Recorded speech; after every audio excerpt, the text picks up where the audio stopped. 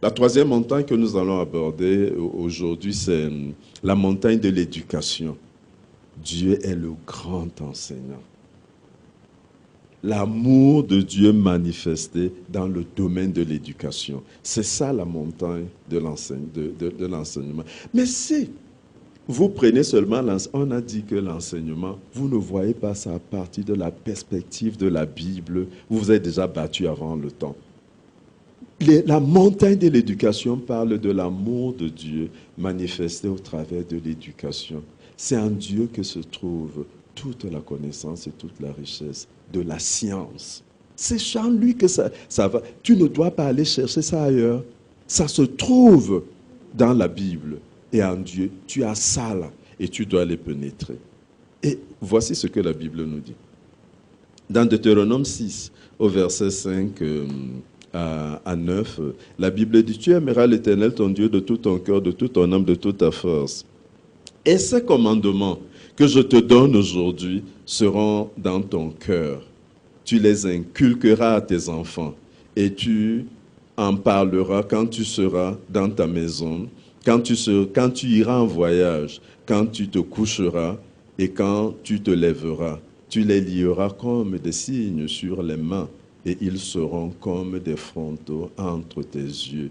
Tu les écriras sur les poteaux de la maison et sur tes portes. Voilà, Dieu dit d'inculquer la science, la connaissance. Maintenant que les croyants se retirent et ils laissent la chose aux autres, les gars vont prendre les choses et avec une mentalité qui n'est pas bonne. Le fait que les croyants entrent et s'engagent, entrent dans la domination comme Dieu nous a dit et d'assujettir, cela va faire que le monde même, non seulement eux ils vivent bien, mais tout le monde va vivre bien. Parce que Dieu pense à tout le monde. Le fait d'être croyant, ce n'est pas d'être exclusif, de commencer à pousser les autres parce qu'ils ne sont pas croyants. Non. Attention, ce n'est pas ça. La montagne veut dire l'amour de Dieu manifesté dans tel ou tel domaine. Et Dieu n'exclut personne. Donc il faut bien comprendre ce que nous sommes en train de dire. La Bible dit dans le psaume 27, verset 11, et la Bible dit: Éternel, enseigne-moi tes voies, conduis-moi dans le sentier de la droiture à cause de mes ennemis. Dieu enseigne effectivement. Et les sciences que nous donnons, nous enseignons, pour ceux qui sont appelés dans la montagne de l'enseignement, c'est pour aider les autres à être conduits dans le sentier de la droiture, à maîtriser les lois, la science.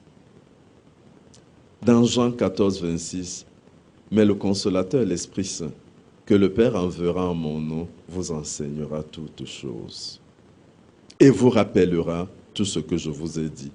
Ce n'est pas seulement en matière spirituelle.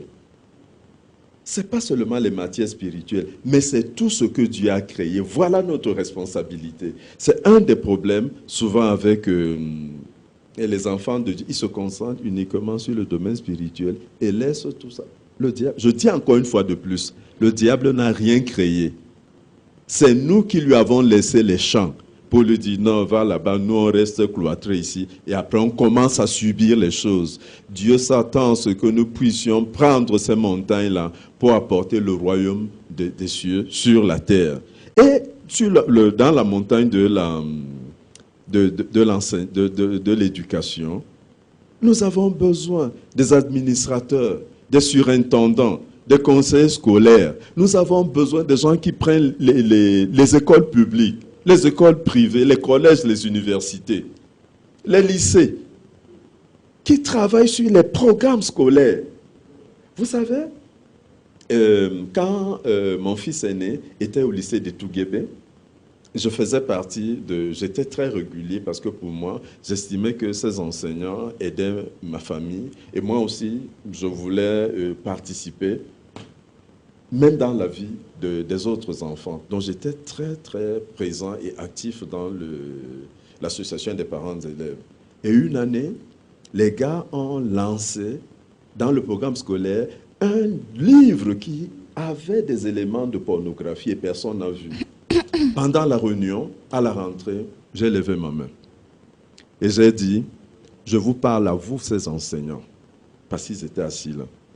Allez dire qu'un parent a dit ceci, allez dire ça au ministère, que je ne suis pas content, nous ne sommes pas contents de vous. Le fait que la commission qui travaille sur le choix des livres ait laissé ce document-là, vous dites que nous ne devons pas vous faire confiance. C'est ce que je leur ai dit. Allez dire que les parents ne sont pas contents et ne vous faisons pas confiance. Vous devez rectifier le tir. Mais s'il n'y a pas de croyants là-bas et que ces gars ont les intérêts, qu'est-ce que vous voulez? Dieu s'attend à ce que si vous êtes appelés sur la montagne de l'éducation, que vous puissiez prendre votre place là. Et je l'ai dit en pleine réunion, parce que c'est ce que je crois et ce que je pense, que mon rôle est de pouvoir amener la lumière et de faire marcher les choses.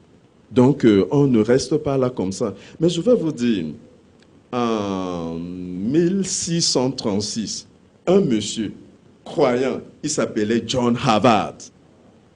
Un croyant a posé les fondements d'une université. Et aujourd'hui, elle reste parmi les meilleurs du monde. Harvard University, c'était un croyant.